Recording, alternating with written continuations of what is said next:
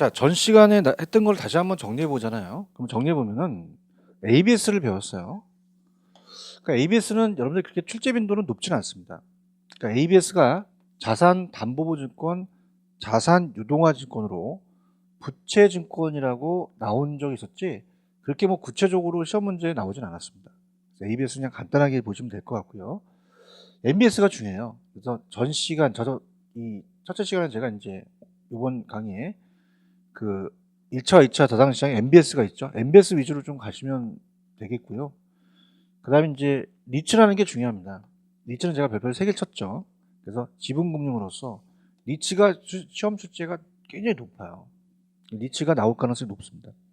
그래서 법이 바뀌기 때문에 항상 이 법방 끼고 위주로 좀 나오기 때문에 리츠를 조금 염두에 좀 강하게 가세요.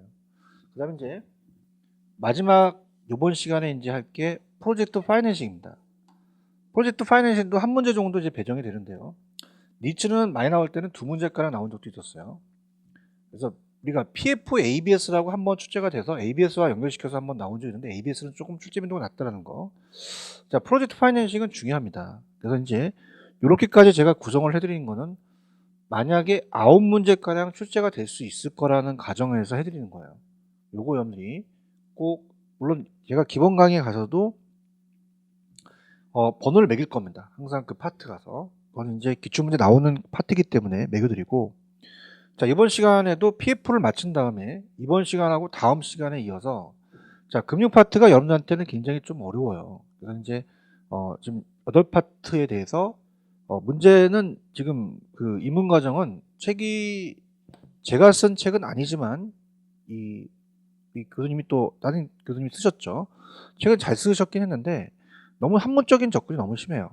그러다 보니까 제가 또 강의할 때 뭐 다 읽을 수밖에 없었던 이유인데, 그러지 말고 우리가 제가 이번 PF를 하고 처음 LTV와 DTI에서부터 여러분들 만약에 이런 게 나올 거라는 겁니다. 아니면 여러분들이 가장 중요한 것은 기출이 중요한 거죠.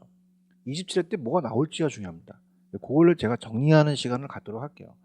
그래서 한번 정리를 해드리는 게 굉장히 중요합니다. 왜냐하면 이제 우리는 학문하러 온 게 아니라 자격증을 따라왔기 때문에 도대체 어디에서 출제가 될 것이며 어디가 나왔고 또 이번에 26회 때는 어떻게 나왔었고 27회 때는 어떻게 나올 거라는 게 중요하기 때문에 그런 것들을 제가 말씀을 드리도록 하겠습니다. 자, 지금 이제 134페이지 가시게 되면은, 자, 프로젝트 파이낸싱입니다. 프로젝트 파이낸싱. 그래서 이제 프로젝트 파이낸싱은 당연히 영어로 되어 있으니까 우리나라 제도는 아니었었겠죠. 그래서 미국에서는 이제 유전개발 사업 같은 프로젝트 그 사업에 대해서 대출을 해주는 방식이에요. 근데 이제 우리나라가 이제 이거를 도입시킨 게 천안 논산간 고속도로라든지 인천 같은, 특히 이제 뭐 고속도로라든지 우리가 그 공공시설의 SOC 사업이 좀 돈이 많이 들어가잖아요. SOC 사업에 사업을 하려고 이 방식을 들어온 겁니다. 근데 정책 파트에서 우리가 배울 거지만 선분양에서 지금 후분양으로 가려는 취지거든요. 아직까지는 선분양이 많습니다. 선분양이 대부분이죠. 그럼 팔고 짓기 때문에 어떻습니까? 자체적으로 시세 차익이 투기 수요가 늘어나서 또 투기 수요가 늘어나게 되고 견본주택이 필요하고 부실공사가 처리되거든요. 그럼 후분양으로 가게 되면 짓고 팔기 때문에 우리가 후분양은 투기 수요가 좀 줄어들 것이며 또 견본주택과 부실공사가 초래되지 않기 때문에 후분양을 좀 많이 쓰는 취지예요. 선진국에서는요.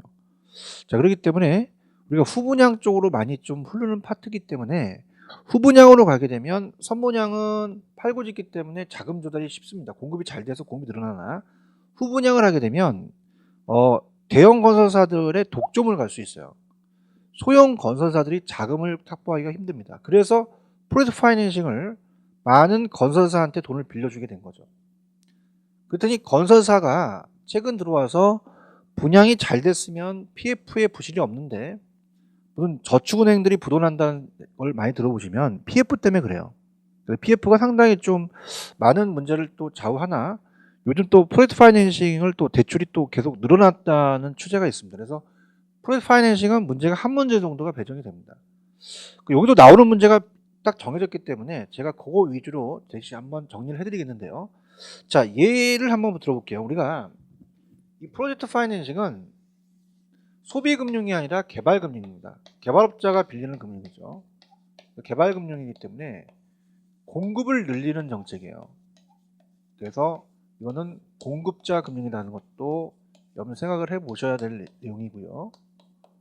자, 그러면 우리가 인천공항을 예를 들 수 있습니다. 규모가 크죠, 인천공항은. 자, 그래서 인천공항은 대규모 사업이에요. 대규모. 그래서 대규모 사업이다. 보통 단기가 아니라 장기 사업입니다. 그래서 우리가 포스코라는 회사 들어보셨죠? 자, 이건 실질적으로 여러분들이 뭐 사업주가 있다, 대주단이 있다, 뭐 이런 것보다 실질적으로 이 실무에 적용시킨 거를 하게 되면 머릿속에 들어오실 수 있어요. 그래서 사업주입니다. 얘가 사업주가 이제 시행사가 되는 거죠. 처음엔 조인트 벤처로 들어왔지만 이제는 이제 그 어떤 우리가 자체적으로 지분에 참여해서 그 벤처에 투자하기 때문에 어떤 지분의 공동 사업을 투자했지만 지금은 어떻습니까? 우리 회사채 이따 나오겠지만 여러 가지 자금 조달이 뭐 회사채로 발행할 수도 있고 자체적으로 뭐 주택 상환 사채라는 것도 있고 우리가 부채 증권으로 발행할 수 있고 뭐 혼합해서 메자닌 금융으로 발행할 수 있다. 뭐 이런 것들이 나옵니다.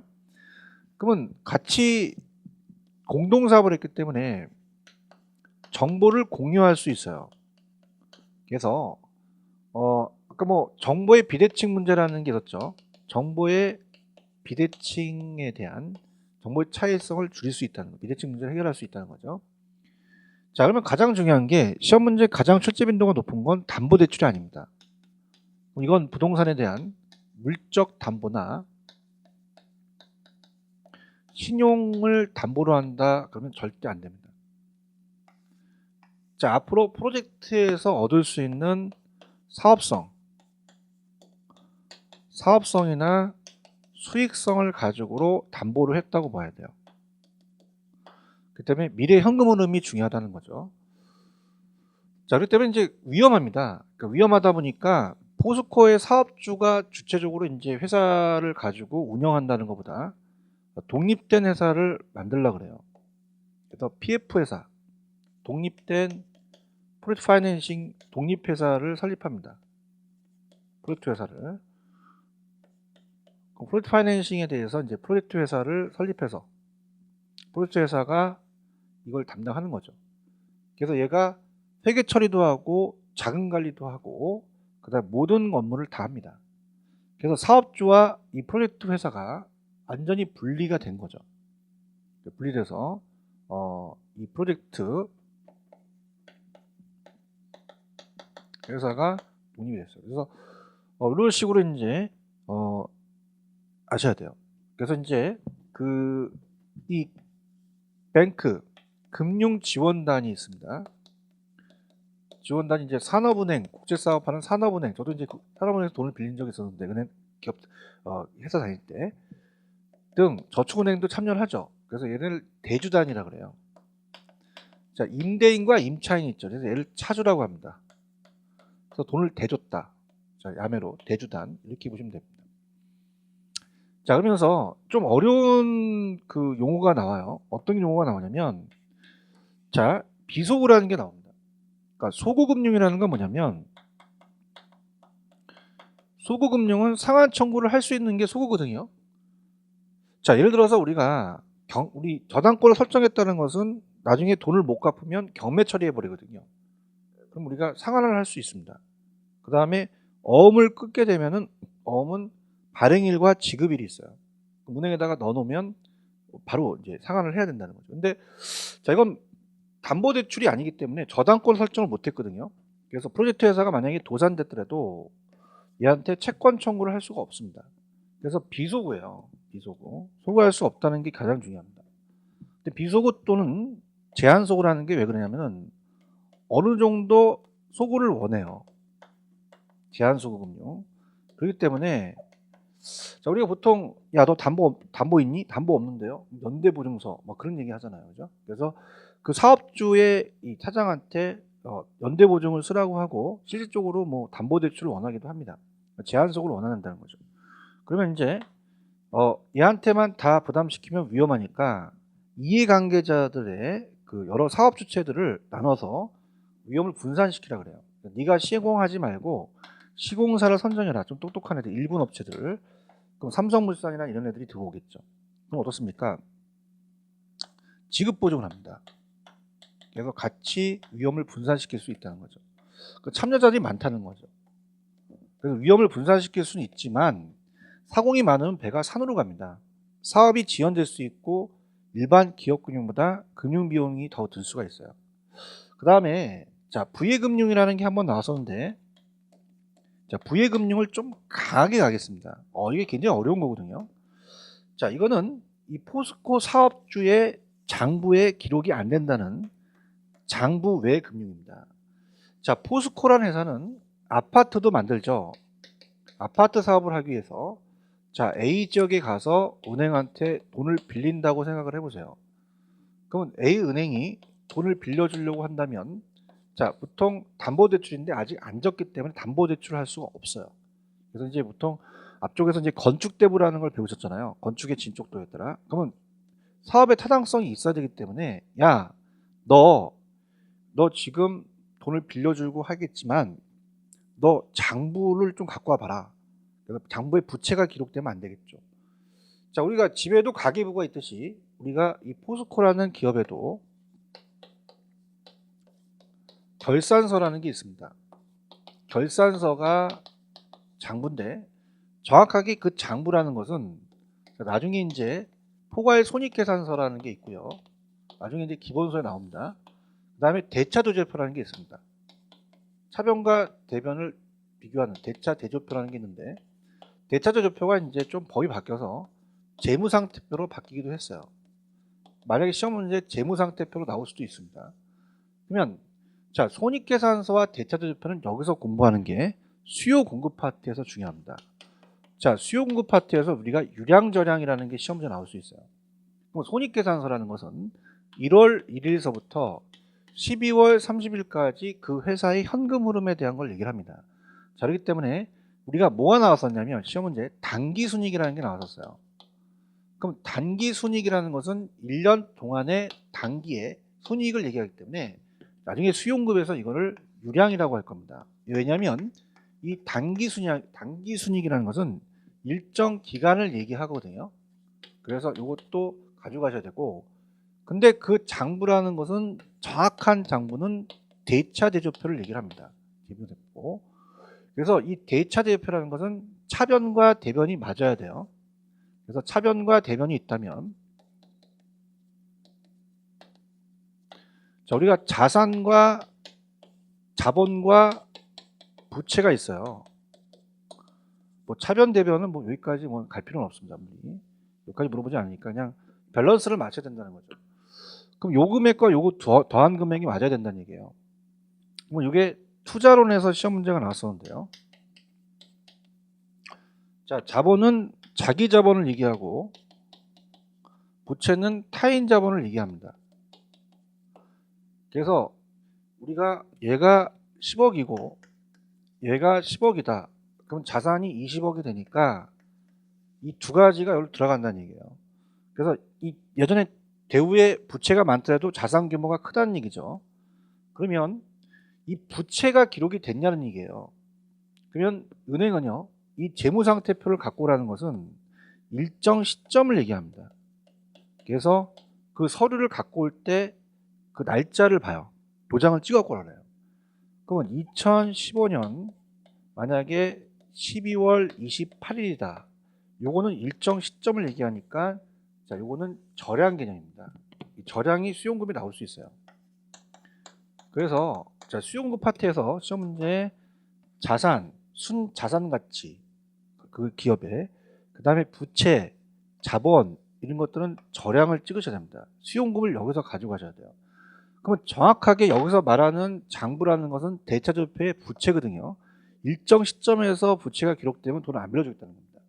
근데 장부 외 금융이라는 것은 장부에 기록이 안 됐다는 거죠.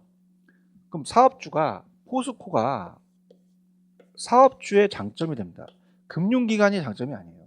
사업주의 장점이 되면서 얘네들은 돈을 빌릴 수가 있다는 얘기입니다. 그럼 돈 빌릴 수 있는 채무 수용 능력이 제고됐다는 것은 높인다는 얘기예요. 이건 사업주의 장점이지 금융기관의 장점이 아니다가 시험에 나왔습니다. 여기까지 가장 초점이 더 높아요. 자, 그래서 물론 뭐 우리가 이 자금 관리는 차주가 하는 게 아니라 대주단이 합니다. 자, 프로젝트 회사와 같이 해요. 그래서 에스크로라는 계정으로서 우리가 관리를 합니다. 위탁 관리를, 결제 위탁 관리를 하죠. 그러면 에스크로에다 관리를 하는데 어떻습니까? 우리가 자금 관리 자체를 자금의 순서를 정해놔야 돼요. 그래서 자금에 대한 순서가 자, 첫 번째, 두 번째가 있다면 자, 우리가 사업주가 먹는 이윤이 나중입니다. 공사비부터 지급돼야 합니다. 공사비가 선지급돼야 되고 이윤이 후지급돼야 된다는 게 나왔기 때문에 자, 이것도 조금 가져가셔야 돼요. 이것도. 그래서 공사비가 먼저지 이윤은 나중이다. 이런 식으로. 자, 그래서 들어가 볼게요. 자, 일단 펜을 드셔서 중요한 부분을 체크를 하도록 하겠습니다. 자, 일단은 제3절 부동산 개발금융은 자, 어때요? 지금 PF가 개발금융이죠, 그죠? 그래서 개발금융이라는 자체가 중요합니다. 그래서 개발금융이며 공급자나 개발업자 자금을 공급하는 금융기법이다. 그럼 당연히 공급자 금융도 적어 놓으셔야 돼요. 그럼 전통적인 방법으로 우리가 보통 건축대부죠. 건축의 진척도에다가 그다음에 주택 상환 사채를 발행합니다. 자, 오늘 왼쪽 가볼게요. 한국토지주택공사 H공사와 주택건설 등록 사업자가 주택 건설에 필요한 자금을 마련하기 위해서 발행하는 채권을 주택 상환 사채라고 합니다. 일정 기간이 지나면 주택으로 상환받을 수 있는 채권을 말합니다. 그래서 이런 것들을 이제 발행을 한다는 거죠. 그래서 최근에는 물적인 담보나 신용이 아닌, 자, 이게 중요해요. 물적이 아니라 신용이 아닌 사업성을 담보로 한다는 거 박스 쳐놓으시기 바랍니다. 시험제 나옵니다. 사업성을 기초로 하는 게 중요하고요. 프로젝트 파이낸싱은 주식 등 지분증권을 또 발행해서 지분금융으로 아까 말했죠. 주식을 발행하는 건 지분증권입니다. 지분금융과 채권 등 부채증권 발행해서 자금을 조달하는 방법도 있고 주식과 채권이 혼합된 성격의 메자닌 금융으로 다양하게 또 하는 경우도 있어요. 그래서 이거를 우리가 물론 뭐 회사채를 발행해서 사채를 발행하기 때문에 부채로 보지만 또 이것도 좀 논란이 되기 때문에 좀 내지 않는 상황이에요. 그래서 이걸 부채금융과 지분금융의 한 중간 정도로 생각하는 학자들이 있기 때문에 PF는 아직까지 지분과 부채금융이다 아니다라는 것은 아직까지 조치가 안 됐어요. 참고적으로 보시고요. 자, 그럼 프로젝트 파이낸싱은 일단 개발업자가 건설업자가 대규모라는 것 박스, 그 다음에 개발 사업을 추진하기 위해서 컨소시엄 한다는 얘기 들어보셨죠? 법인끼리. 그래서 별도의 특수 목적회사 SPC 격인 프로젝트 개발회사가 설립이 됩니다. 프로젝트 개발회사. SPC라는 자체 서류상 회사죠. 그래서 우리가 명목회사가 일반적이에요. 서류상 회사. 실체가 아닙니다. 명목회사. 자, 그래서 이렇게 이 금융기관 또 이 프로젝트 회사가 설립이 되면서 특수 목적 회사, 명목회사가 그러면서 금융기업부터 개발회사에 얻어진 장래 수익성 분양 현금을 기초로 한다고 말씀드렸죠. 그래서 IMF 1997년 IMF 구제금융과 2003년 카드 사태, 신용카드 회사의 부실화를 거치면서 이 금융감독기관이 금융기관에 대한 대출 규제가 좀 강화됩니다. 그래서 엄격한 담보와 신용평가를 통해서만 대출이 가능합니다. 그래서 2004년에 아까 MBS 기억하시잖아요. 그래서 주택저당 채권, 주택저당 유동화 제도 시행 이후에 주택 경기가 좀 회복 국면에 들어서면서 건설업체에 대한 규제가 좀 심화된 가운데 이 금융기관이 여유자금을 대출을 하여 수익을 창출하기 위해서는 이런 프로젝트 금융법이 필요하다는 거죠. 그 다음에 우리가 후분양으로 가기 때문에 또 정부 입장에서도 PF를 많이 또 우리가 또 활성화시키려고 한 거죠. 다시 말해서 건설업자의 신용도가 극히 낮게 평가되어도 아파트 개발 사업에 대한 분양 현금을 보고서 등 자, 우리가 어떻게 돼요? 우리가 아파트 사업도 나중에 미래에 분양 대금을 받는 것도 프로젝트에 들어갑니다. 그래서 수익성에 관한 자료만 제출한다면 융자가 가능하다는 얘기죠. 그래서 이제 정부 입장에서도 후분양으로 가려는 취지에서 또 PF를 또 활성화시키기도 합니다. 자, 오른쪽 이제 프로젝트 파이낸싱의 개념. 프로젝트 파이낸싱이란 차입자가 프로젝트 개발 회사가 되는 금융 형태로서 대출 기간이 특정인인 신용을 근거로 대출을 제공하는 것이 아니라, 담보 신용이 아니죠. 프로젝트 개발 회사의 근간이 되는 프로젝트의 사업성, 즉 현금 흐름입니다. 미래에. 그래서 경제 단위의 자산을 기초로 해서 대출을 제공하는 금융기법입니다. 따라서 프로젝트 파이낸싱은 프로젝트의 수익성을 기초로 하기 때문에 우리가 소구권이 없어요. 비소구죠. 그래서 저당권을 설정했다면 우리가 소구할 수 있지만 비소구라는 겁니다. 그래서 소구권이 없는 부채자금 조달 수단이다. 이렇게 해서 여기 키가 되고요. 그러면 이제 양가로 2번의 프로젝트 파이낸싱 특징에다가 별표를 쳐놓으세요. 여기에 지금 굵은 글씨의 제목들이 시험 문제와 관련이 됩니다. 그래서 비소구금융, 제한적 소구금융이라는 게 26회 때 떴습니다. 그래서 26회 때는 PF가 한 문제 정도가 계속 나와서 비중을 차지했지만 26회 때는 여러 문제를 종합해서 비소구금융 또는 제한소구라고 한 줄 정도가 나왔어요. 그래서 프로젝트 파이낸싱은 대출금에 대한 원리금 상환 재원을 해당 프로젝트에 산출되는 우리가 현금 흐름과 수익이 한정을 합니다. 그래서 우리가 앞으로 프로젝트 발생이 되게 되면, 회사가 발생이 되면 현금 흐름이 들어온 수익에 한정이 된 거죠. 이러한 의미에서 프로젝트 파이낸싱 방식으로 대출금 금융기관은 채권자이면서 동시에 프로젝트의 성패에 영향을 받는 이해관계자로서의 성격을 가지게 된다. 다시 말해서 대출기관은 차입자와 사업위험을 함께 부담하게 되는 거죠. 그래서 전통적인 일반 기업금융 방식은 대출기관이 사업주에 대해서 직접적으로 최종적인 상환 요구가 가능해요. 왜? 저당권을 설정했으니까 상환하기도 하죠. 소구금융이지만, 그러나 프로젝트 금융은 대출기관 프로젝트의 사업주 사이에 여러 가지 직간접적으로 보증요구 등 위험 배분을 시키죠. 조합이 활용한 완전한 비소구 금융은 거의 없으며 제한소구라는 겁니다. 이렇게 돼서 제한소구다. 자, 부의금융입니다. 오프 밸런스죠. 아까 차변하고 대변이 밸런스가 맞아야 돼요. 그럼 20억, 10억, 10억이 맞아야 된다는 얘기죠. 오프 밸런스라는 것은 맞지 안 맞는다는 거죠. 그래서 프리파이낸싱은 사업주는 자신과는 법적, 경제적으로 독립된 프로젝트 회사가 자금을 공여받아서 프로젝트에 수행하기 때문에 사업주의 대차 대조표에 부채가 기재되지 않는 게 부의금융이에요. 사업주의 장점입니다. 그럼 사업주의 대외 신용도에 영향을 주지 않는 부의금융의 특징을 갖기 때문에 이 개별 포스코 사업주는 채무 수용 능력이 제고된다는 거죠. 그래서 이게 사업주의 장점이지 금융기관의 장점이 아닌 게 시험에 나왔었습니다. 중요합니다. 그래서 사업주에 대한 부의금융이 특징이 돼서 채무 수용 능력이 제고된다는 거 꼭 체크해 놓으세요. 그 다음에 당사자 간의 위험 배분. 자, 포스코만 위험을 지는 게 아니라, 야, 너 이해관계자를 만들어서 위험을 분산시켜. 그 프로젝트 파이낸싱은 프로젝트 관련 당사자들 간의 적정한 위험 배분에 따른 합의를 기초로 해서 성립됩니다. 구체적 위험 배분의 기준 및 위험 부담의 크기는 프로젝트 기술적, 경제적 타산성에 또 달려져 있는데요. 즉, 이러한 개별 사업주는 프로젝트 사업을 공동으로 수행하기 위해서 컨소시엄을 구성을 하죠. 이렇게 여러 사람들이. 프로젝트 회사를 설립하고 프로젝트에 참여하는 대출기관을 아까 대주단이라고 했죠. 그래서 신디케이트 공동대출. 그러니까 예를 들어서 산업은행이라는 제1금융권만 들어가는 게 아니라 제2금융기관인 이 저축은행도 들어가서, 그래서 신디케이트 대주단이 되는 거예요. 물론 프로젝트 사업이 실패하면 이해관계가 복잡하게 얽히는 문제가 생기겠죠.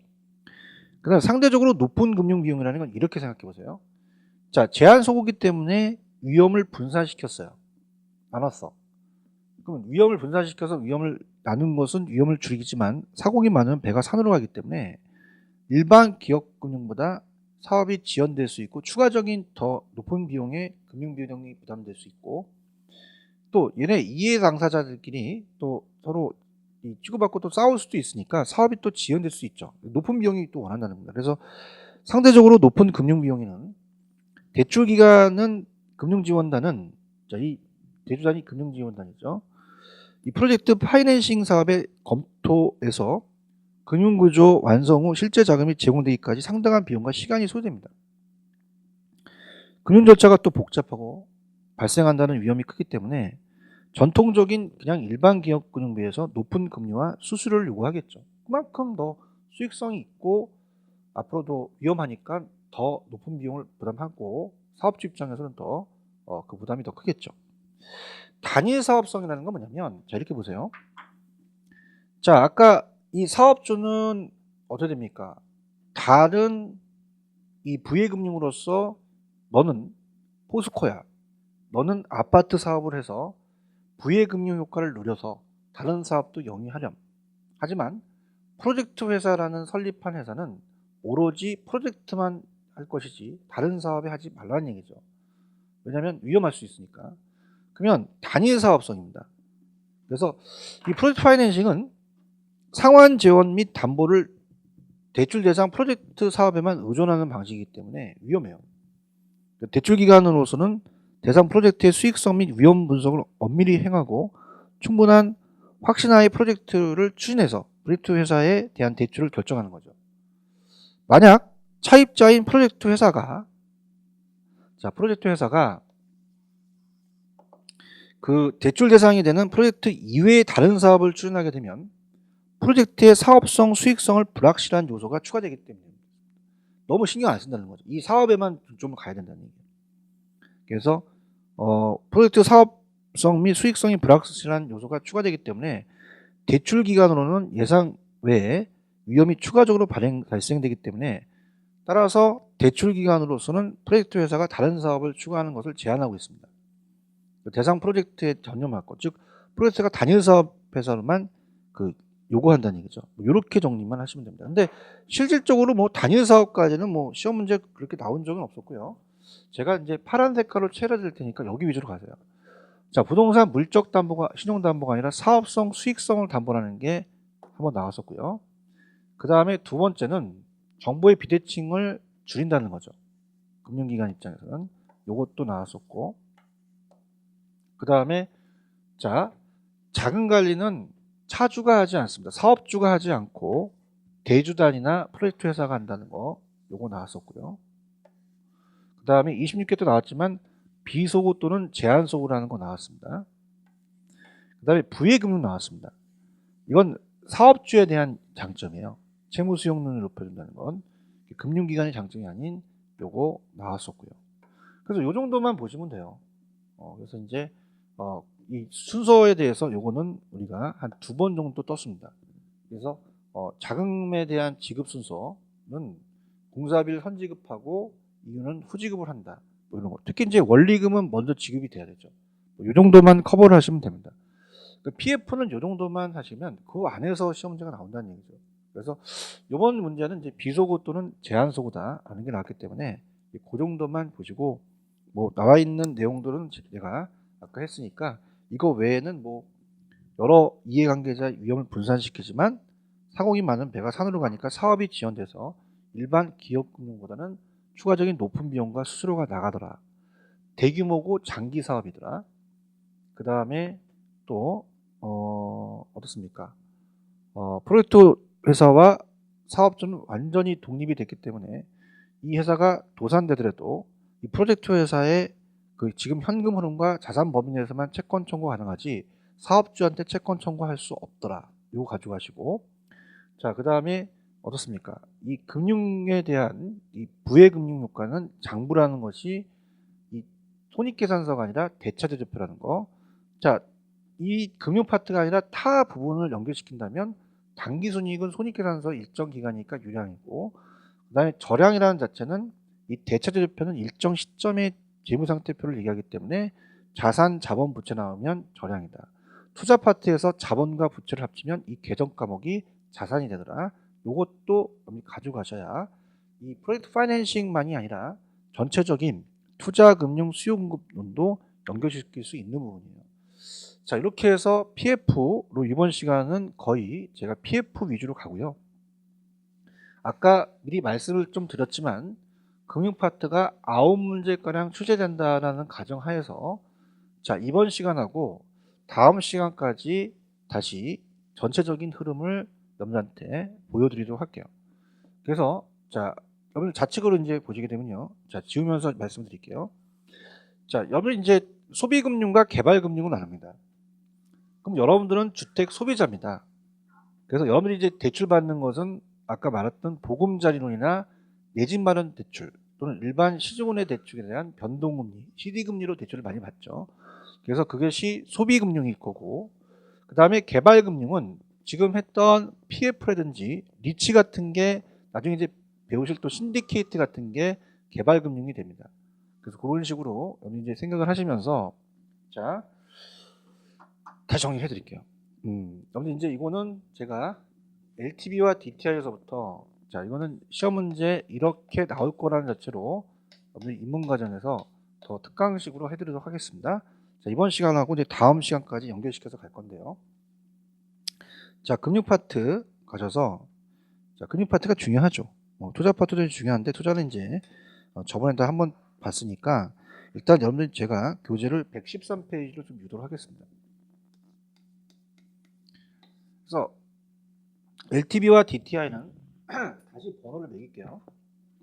여기는 별표를 3개 정도를 치셔야 돼요. 자, 그래서 LTV와 DTI를 다시 한번 간다면 LTV는 자, 보금자리론이라는 걸 배우셨죠. 그래서 아파트 같은 경우는 70%까지 빌려줍니다. 그래서 갑돌이가 차입자다. 자, 공동주택만 이제 보금자리론으로 됩니다. 그래서 아파트 같은 경우는 1억 중에서 70%를 빌려주는 거죠. 그래서 이 LTV라는 담보 인정 비율은 자, 우리 시험 문제 금융에서는 담보 인정 비율로 나옵니다. 그래서 자, 1억에서 만약에 70%다. 그럼 7천만 원까지 빌려준다는 거죠. 근데 DTI가 이제 생기기 시작한 거죠. 총부채 상환 비율입니다. 자, 여기를 좀 강하게 가는 게 우리가 이제 책에는 DTI에 대해서 원리금 상환액이 있고요.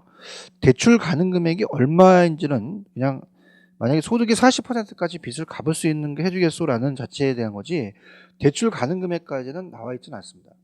실전으로 가겠는데요. 자, 이거는 소득이 기준이죠. 연소득이.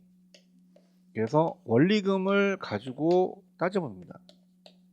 그래서 여러분이 만약에 지금 부동산이 굉장히 침체됐어요. 정부 입장에서는 수요를 늘려야 됩니다. 자, 수요를 늘리려면요 어떻습니까? 이 비율을 높일 수밖에 없어요. 자, 90%로 늘리면 9천만 원이 됩니다. 그래서 이거는 올리게 되면은 수요가 더 늘어나서 더 활성화된다는 건 아는데 DTI라는 거는 잘 염리 나오진 않아요. 왜? 이게 아직은 익숙해지지 않거든요. 그래서 이걸 위주로 가는데 만약에 1억에서 어떻습니까? 우리가 자체적으로 요거의 40%다. 그럼 4천만 원이 원리금이 되거든요. 그러면 여러분들이 투자론 파트에서 화폐의 시장 가치가 있었어요. 개수가. 그래서 저당상수라는 게 있었습니다. 그래서 원리금 균등 상환액이 있죠.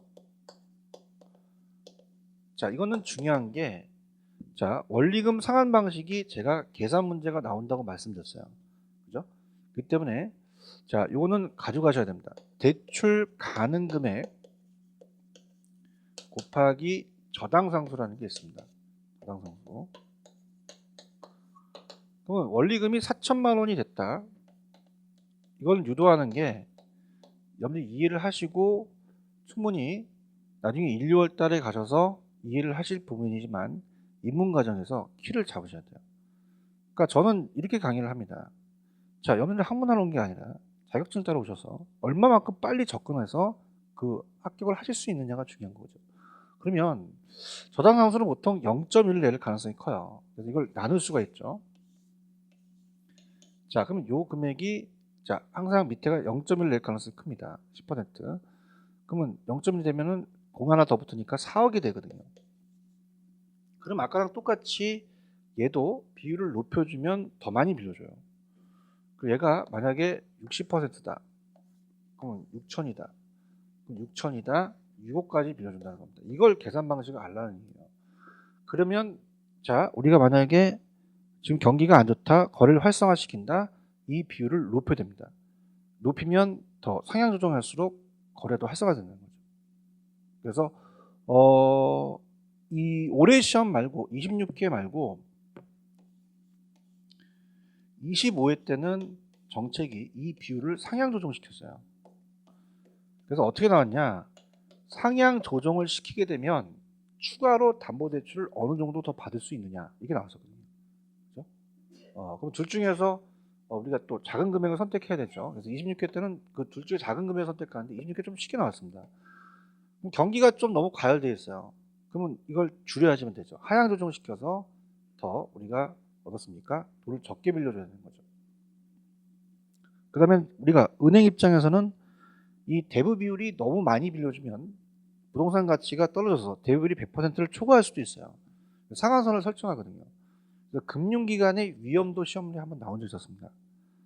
금융기관의 위험을 줄이려면 LTV와 DTI에 대한 비율을 낮춰야 된다는 것도 한 번 정도 나왔기 때문에 노릴만 하고요. 그러면 작년에 이제 시험 문제 나왔던 걸 한번 보여드릴게요. 자, 어떻게 나왔냐? 자, 작년에 3억이 나왔고 60%가 나왔습니다. 그럼 3, 6, 18, 1억 8천이 되죠. 그러면 얘가 1억 8천이고요. 그 다음에 얘를 구해서 2억이라는 게 나왔었거든요. 우리 문제. 그러면 2억이라는 금액을 구하는 자체는 조금 계산 방식이 어렵다는 걸 아실 거예요. 그 만약에 여러분이 문제에 대해서 좀 찍더라도 얘를 바로 나왔으니까 얘를 찍는 게 50대 50이죠. 그 다음에 얘보다 큰 금액을 선택하면 안 됩니다. 뭐 3억, 2억. 얘보다 적은 금액이나 얘가 정답이 되겠죠. 이런 식으로 좀 접근하시면 어떨까라는 생각을 합니다. 그래서 LTV와 DTI는 출제 빈도가 높기 때문에 다시 한번 여러분한테 체크를 합니다. 그래서 27회 때는 LTV와 DTI가 시험 문제 또 출제가 될 겁니다. 그래서 LTV는 담보 가치이기 때문에 그냥 3, 6, 18, 1억 8천 나오지만 우리가 총부채 상환 비율은 저당 상수를 또 이용해서 우리가 구하기 때문에 자, 요거는 이제 여러분들이 연습을 좀 해 놓으셔야 돼요. 그래서 지금 계속적으로 얘가 계산 문제가 출제가 됩니다. 그래서 둘 중 적은 금액을 선택하기 때문에 LTV가 빠르다면 LTV를 구하고 그보다 큰 금액을 선택하면 안 된다는 거죠. 그래서 작은 금액을 선택하면 그게 정답이 되거나 아니면 LTV를 정답을 한다라는 거죠. 그러니까 찍으려면 이 안에서 찍어야 되고 만약 시간이 없으면 얘를 찍어버린다는 거죠. 찍는 것보다 실질적으로 푸셔야 됩니다. 푸시는데 이제 또 계산 문제가 실질적으로 여러분이 계산이 아까도 말씀드렸지만 금융은 딱 두 문제가 출제가 돼요. LTV와 DTI, 원금과 원리금. 그래서 지금 원리금 상환 방식도 해드리는 게 이유가 있는 거예요. 왜? 계산을 하라는 얘기죠. 얘 나올 수가 있으니까. 그렇게 해서 여러분이 꼭 정리를 해두시기 바랍니다. 그래서 여기서 이제 문제가 한 문제 정도 배정이 된다는 걸 테마 강의로 들어갔으니까 아마 여러분이 마지막 강의에서 요거 해드리고 요 시간 끝나고 다음 시간 해드리면 굉장히 많은 도움이 될 거예요. 그죠? 제 나름대로 이제 강의 방식을 또 하니까.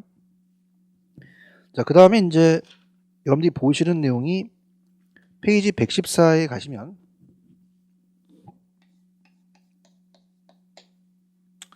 고정금리와 변동금리에 대해서 우리가 한번 가볼게요. 고정금리와 변동금리.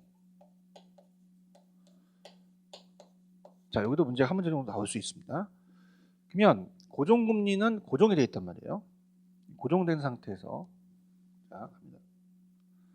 그럼 시험 문제 나왔던 것들 위주로 간다면 자, 명목 이자율이라는 자체는 인플레를 밑에 고려한 겁니다. 그렇기 때문에 우리가 실질 이자율에다가 자, 은행이 위험할 수 있어요. 우리가 요구 수익률은 무위험률에다가 위험할증률에다 예상 인플레를 더한 게 피쇼 효과였죠. 그래서 우리가 위험할증률을 더합니다. 더해서 예상 인플레를 더하죠. 인플레율. 요 자체가 시험에 나온 적이 있었어요. 그래서 실질이자 위험 예상. 요거 꼭 염리 꼭 체크를 하셔야 됩니다. 자, 그다음에 이제 문제 또 어떻게 나왔었냐면 이 예상 인플레의 이 실제 인플레가 더 크다고 나왔었거든요. 그럼 실질 이자에다가 예상 인플레를 더합니다. 더해서 만약에 고정금리로 계약을 했는데, 자, 얘가 만약에 7%다, 얘가 2%다, 그럼 얘는 당연히 5%가 되겠죠. 그러면 실질이자라는 자체는 명목이자, 자, 명목은 예상 인플레를 고려하고 실질은 고려하지 않습니다. 그래서 명목이자율을 빼기 예상 인플레를 빼는 거죠. 예상 인플레율. 근데 예상치 못한 인플레가 발생이 됐단 말이에요.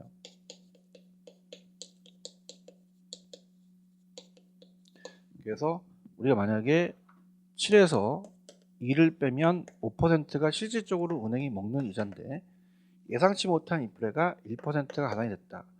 그럼 실질적으로 자, 시장의 이자율이 4%가 돼서 시장 이자율이 하락하게 됩니다. 은행이 위험하게 되거든요. 그러면 우리가 이렇게 된다면 시험 문제 어떻게 나왔냐? 실제 인플레율이 3%이기 때문에 예상 인플레보다 크다고 나왔어요. 그러면 대출 기간 은행 대출자는 어떻게 되겠냐? 손해를 보고요. 차입자는 이익을 본다가 나왔습니다. 이게 이제 나왔다는 거고요. 그다음 그러면 대출자 입장에서는요. 초기 대출 시점, 초기의 대출 시점에서는 고정이 더 높다는 거죠. 고정은 예상 인플레를 가산을 해야 되니까 요게 이제 나올 가능성이 크다는 거고, 그다음에 고정금리가 이제 26개 때 떴던 게 뭐가 떴냐면, 자, 갑돌이가 빌린 대출 약정이자가 있습니다. 약정이자를 보통 저당이자로 나올 수 있는데요. 보통 약정이자로 나옵니다. 7% 약정이 됐다. 그러면 이게 우리가 이 시장이자를 있다면 시장이자율이 낮아졌어요. 그죠? 그럼 시장이자율이 낮아져서 만약에 7%보다 시장이자 낮아서 훨씬 낮았다. 그러면 조기 상환한다는 게 시험에 나왔습니다. 차입자가 조기 상환 위험을 대출자가 지겠죠. 근데 만약에 시장 이자율이 상승이 됐다. 그럼 차입자는 기존 대출을 유지하려고 합니다. 그러면 은행 입장에서는 수익성이 악화된다는 거죠. 요게 26개 때 떴어요. 그래서 예전에 출제됐던 게 다시 떴다는 얘기죠. 그죠? 그러니까 이렇게 해서 한번 정리를 해보세요. 그게 이제 나왔었고, 그 다음에 변동금리는 나온 게 대출금리라는 것이 기준금리와 가산금리를 더합니다. 그러면 기준금리는 우리가 지표금리, 인덱스고 가산금리가 스프레드예요. 그 마진이 바로 가산이 마진입니다. 그래서 우리가 대출금리 산정 시 기준금리가 CD금리 양도성 예금증서에 의해서 3개월마다 조정이 되고요. 코픽스는 6개월에서 1년이거든요. 근데 요게 25회 때 떴다가 아주 출제원들이 당했어요. 이의 신청이 들어갔거든요. 특히 가산금리는 조정이 되는 게 아니에요. 가산금리는 차입자에 따라 다릅니다. 갑돌이, 을돌이, 병돌이가 있으면 차입자의 신용도에 따라 달라요. 그래서 차입자가 요거는 계약 시점하고 계약이 끝날 때까지 고정이 됩니다. 자, 그래서 얘가 만약에 3%다, 얘가 2%다, 얘가 1%다면 3%로 그냥 가야 돼요.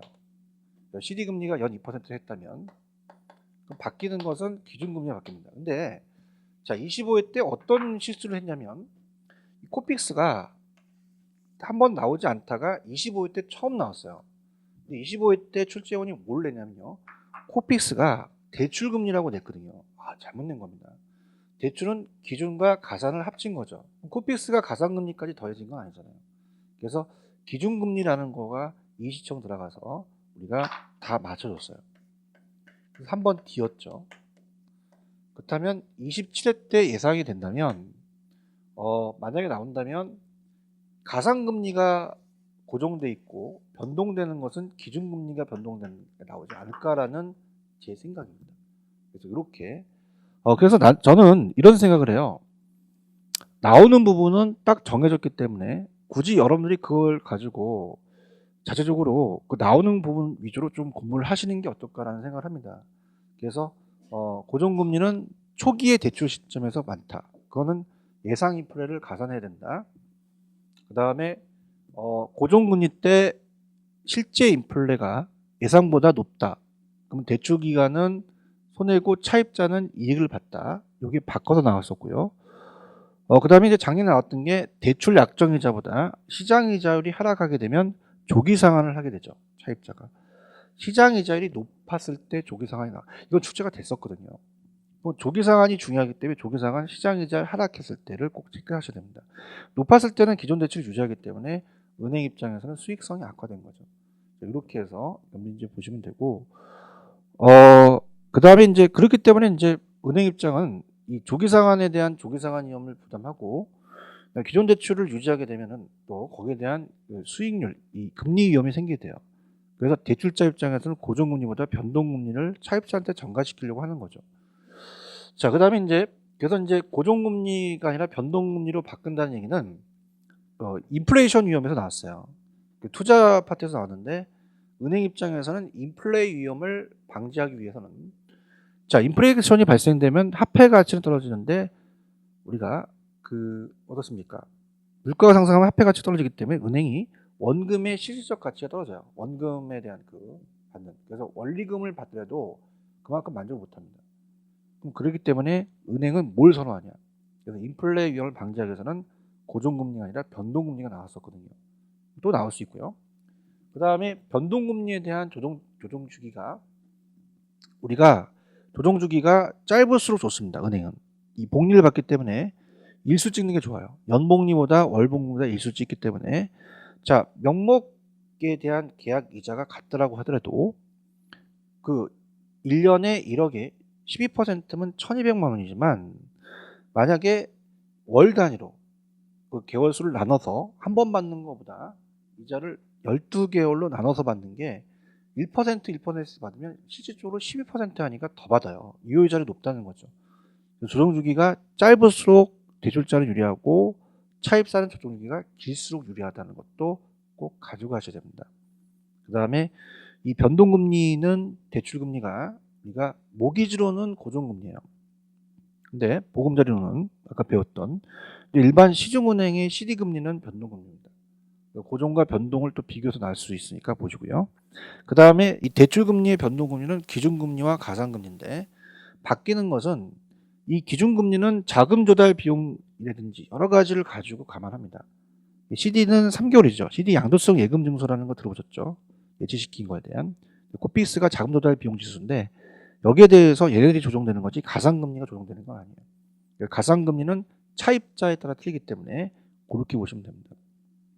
그래서 시험 문제가 25회 때 이 시청에 들어갔던 코픽스가 대출금리로 나왔기 때문에 좀 조심스럽게 내지 않을까라는 생각합니다. 기준금리입니다. 특히 이제 27회 때는 코픽스라는 자체나 CD금리는 기준금리이기 때문에 항상 조정이 되죠. 그러면 우리가 항상 변동이 된다는 것은 조정이 되는 것은 변동이 되는 것은 기준금리가 바뀌는 것이 가산금리가 바뀌는 것이 아니라는 건 가산금리는 차입자의 연체 실적에 따라 틀려진다는 것을 꼭 기억해야 여기 어떠한 문제가 나와도 문제를 접근할 수가 있습니다. 그러니까 고정금리와 변동금리 차이점이 이제 거기에 이제 우리가 보셔야 될 내용이고요. 그 다음에 이제 뭐 금리 상한을 설정한다는 게 나와요. 변동금리 같은 경우는 차입자가 위험하기 때문에 금리 상한을 설정하면 차입자가 또 유리한 방식으로 갈 수 있습니다.